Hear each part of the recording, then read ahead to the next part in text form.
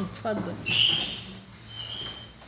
الأستاذ صلاح على فكرة شاعر كبير، ولكن هو ليه طريق في النص الشعري يكاد يكون مختلف، وأي ناقد أو أي دارس للشعر لازم يقف قدام شغله، خاصة لأن شغل صلاح عايز فكر، عايز كلام.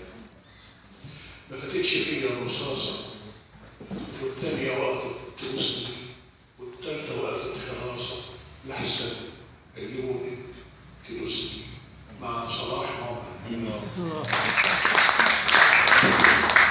يعني بعد المقدمة دي مفيش بقى خط الشعرية. خلصت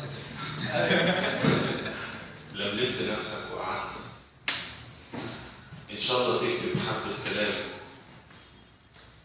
باقي مشاعر، حبة أهات، بواقي حبر للقلم اللسان، أوجاع على أحزان ملهاش أي طعم.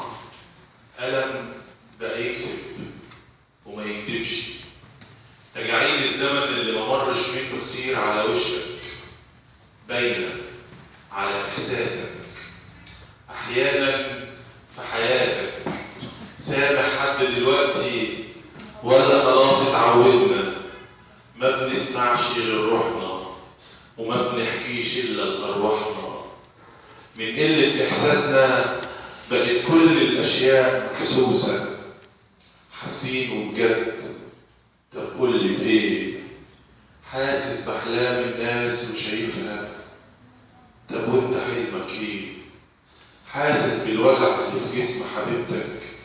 طب قول لي الوجع اللي في جسمك ايه؟ الصمت اللي في صوتك ولا زعيقك بيعبر عن مين؟